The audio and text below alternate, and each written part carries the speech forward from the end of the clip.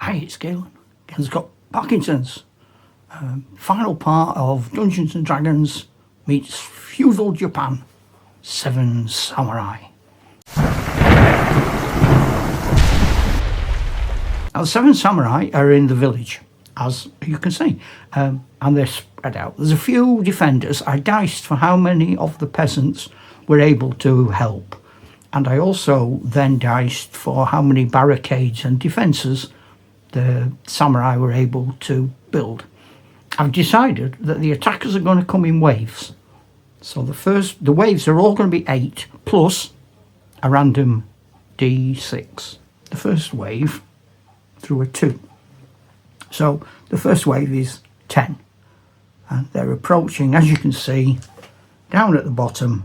They're just going to go all out, charge the barricades, probably putting their best troops at the front in the hope they can finish the game, the battle, in one horrendous swoop. Because every other year they've just turned up, destroyed the village, pinched the harvest.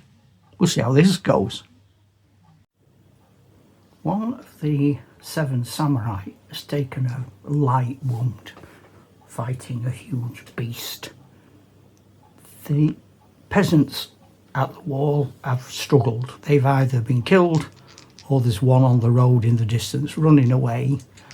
A few of the elite samurai have held their positions and are stuck at the melee bags, and there are archers around the village who have now started to shoot at each other.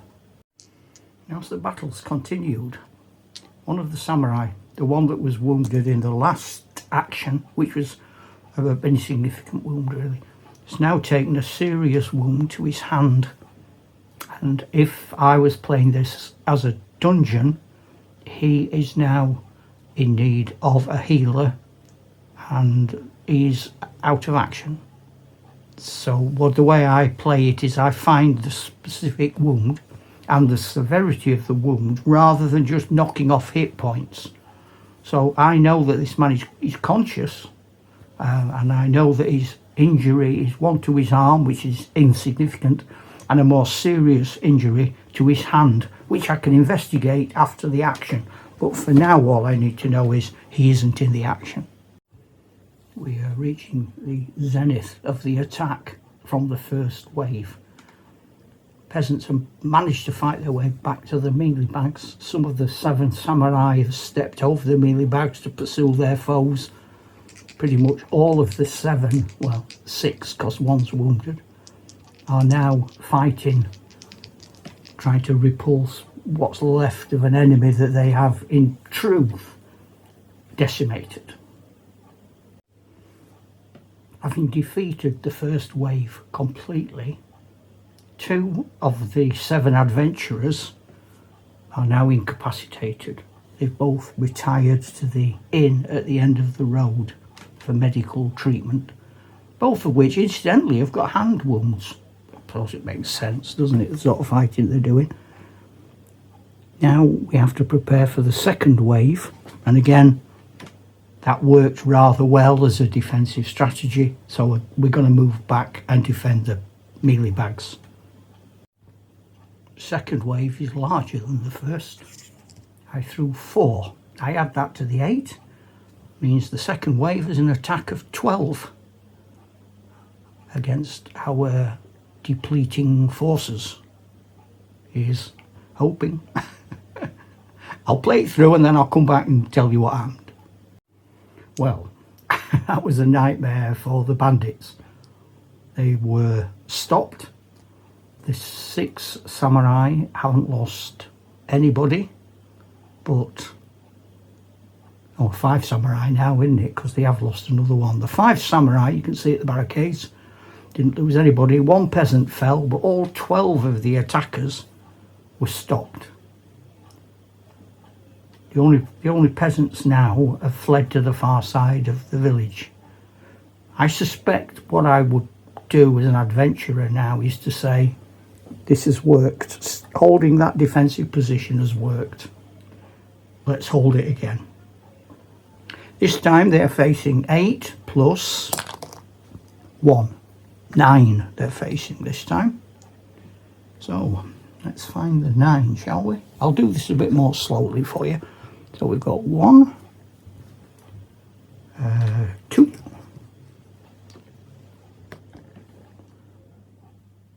'Let's put some strange Eastern things on 3, 4,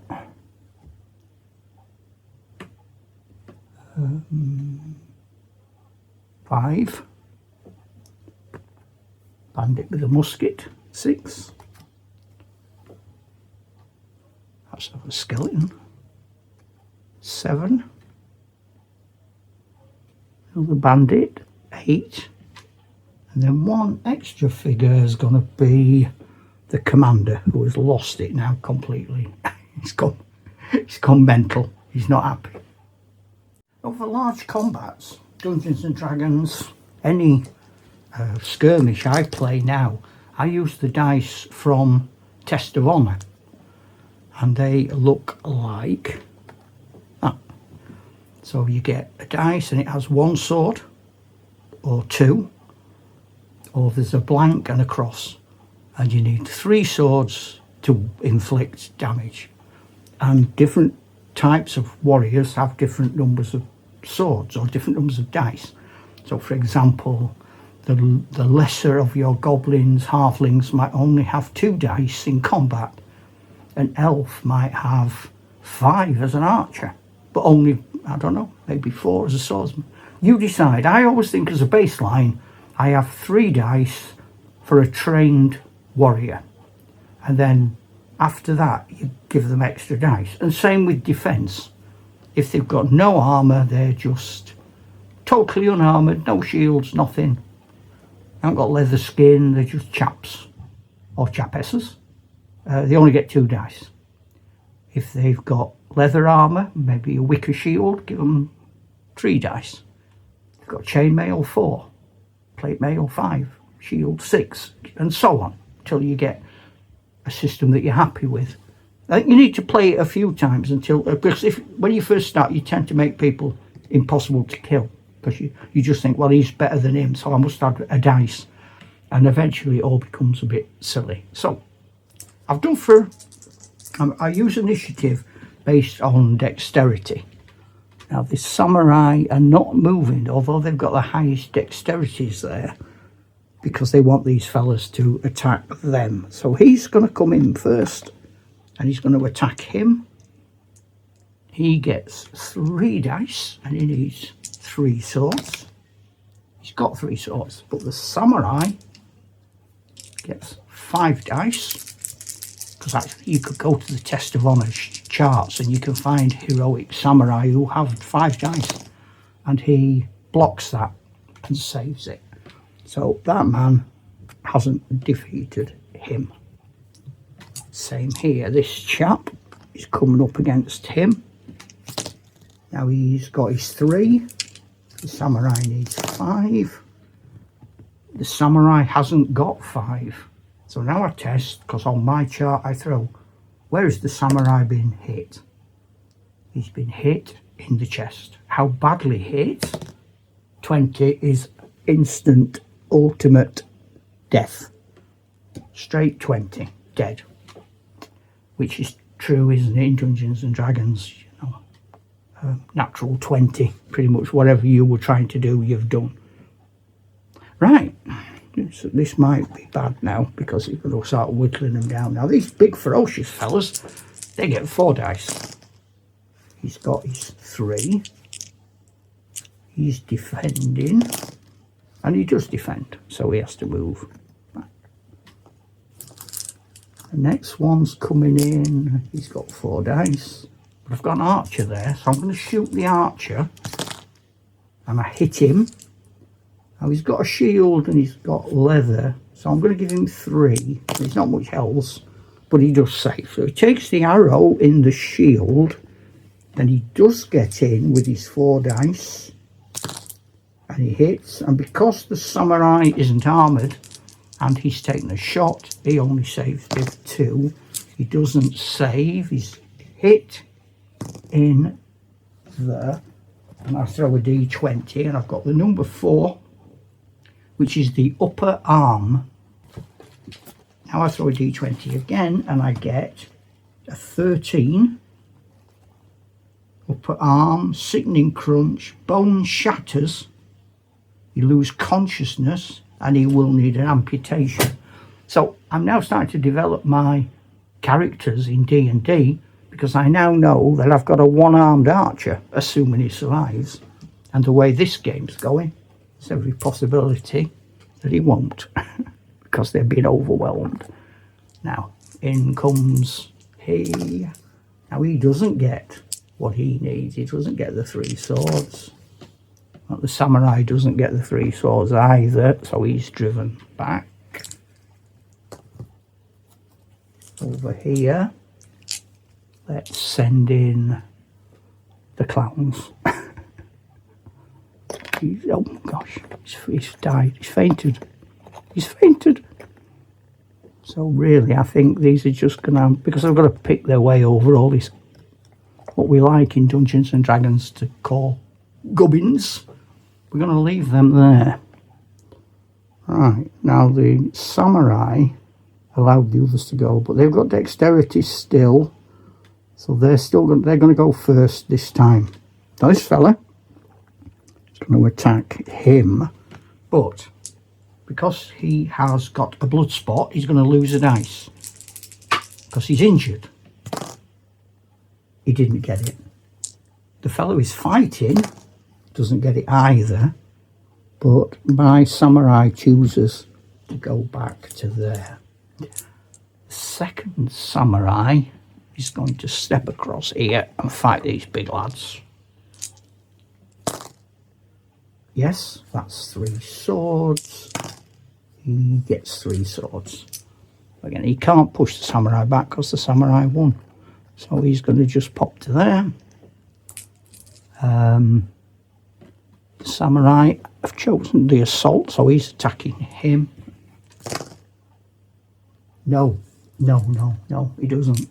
So he has to fall back. Now it's their turn because they have the next dexterity. So going on speed, those 2 act next. They're going to attack him. So let's do that first.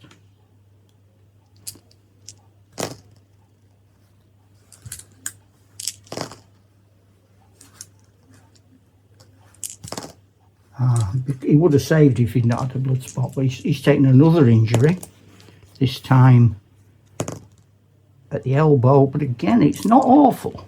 I mean, he's injured.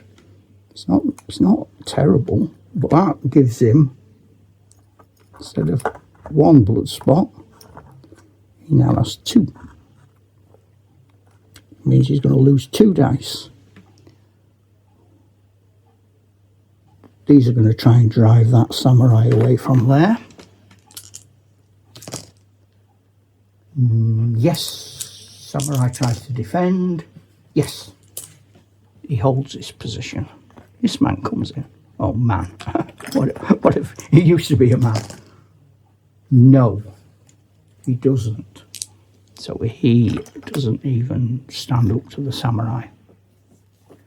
These now are coming down here.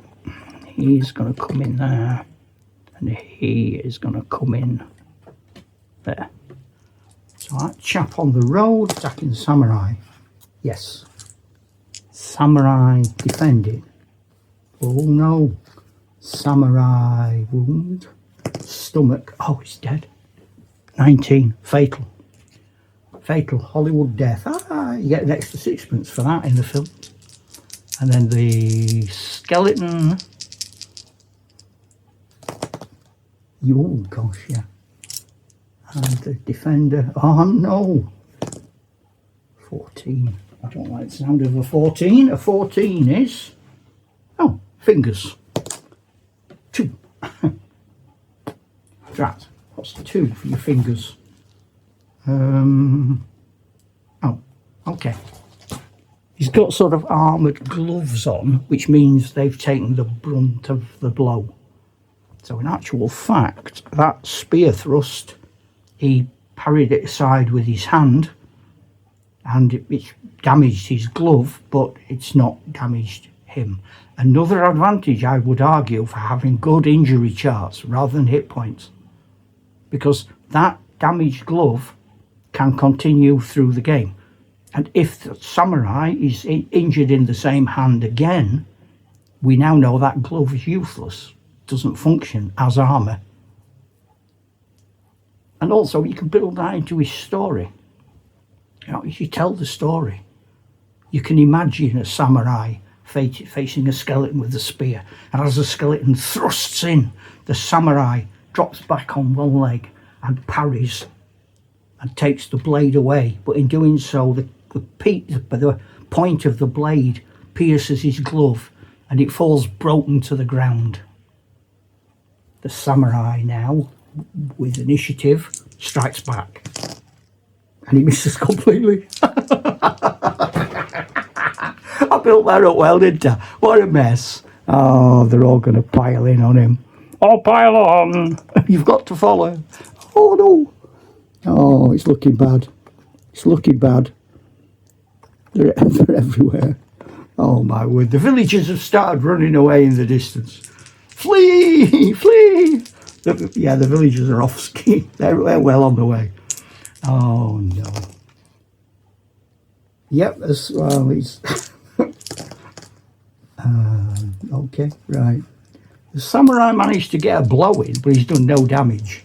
So now the chaps around him are just going to seriously give him a leathering, to be honest. You survived that one. No, that's... Yeah, okay. All right. He didn't survive them. No, he didn't survive. That's not helped. His armour's not helped. So this time, it's one of that peasant who's got like a dingly-dongly bonce cobbler on a wire on the end of his stick. He hits him, lower arm, gives him a dead arm. Ow! 16 is the injury. I know I'm in trouble when I start turning the page over. 16, limb. Crunch, crash, broken, arterial hemorrhage. Bone splatters, pierces an artery beneath his armour, and he sinks to the ground, and by the time anybody finds him, he will have bled to death. Ouch. This isn't the same ending as they had in the film, is it? And then that little wounded samurai with all his blood spots, he's failed to deliver a blow. So, first injury he takes. Okay, that's not enough. Oh, that's not enough. No, these big lads, they might be. Yeah, he takes one. Oh, he only takes one injury from all that lot. Hits him in the chest. Oh, heck. 17. Oh, no. 17. 17. Right, smashed in the stomach and chest. It takes 2 moves for, if I had a medic or there was a healer in the party, it now takes them 2 moves to get there. In this situation, they've got to fight to get there, haven't they? Because presumably they're in the inn at the back treating the wounded guys. So by the time they get there, I now throw again. I've got a 1 dead. 2 to 6, he would have been unconscious.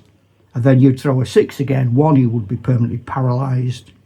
2 years to recover on a d6. 3 or a 4, he eventually dies of his wounds. 6, he makes a miraculous recovery over a d6 of months. As it is, he will not get help. Now, what I have at the back in the inn are 3 wounded samurai from the original party of 7. Everyone else, I am saying, is dead, because these monstrous beings are not taking prisoners, and they are now livid because they've had some of their friends killed. In an adventure, I would now allow those 3 players to escape.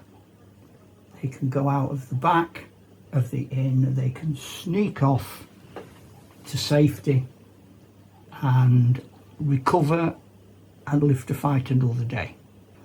So we've got a one-armed archer. We've got two chaps who lead him to safety.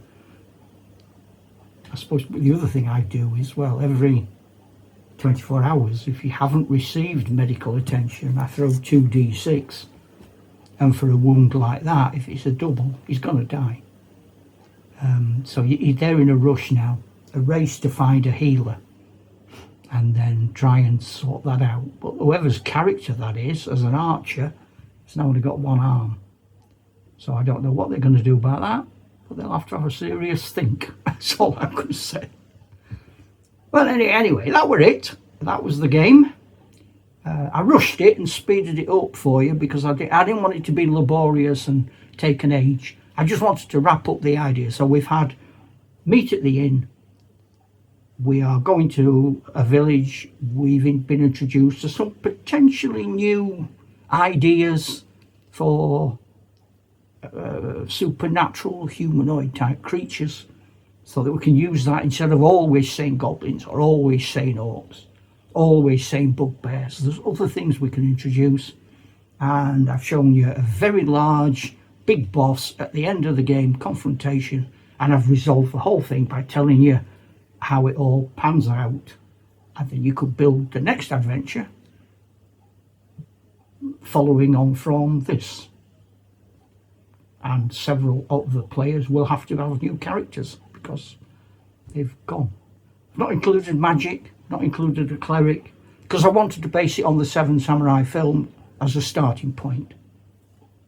Nice and simple, probably what, level 1 to 3.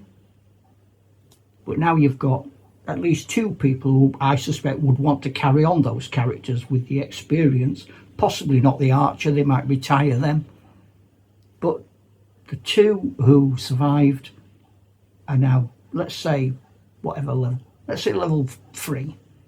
And then the other players, the other 5 players, are bringing in new characters. And because of what they've learned, they can adapt them and start to think about having magic used. It doesn't have to be Oriental, it can be anything.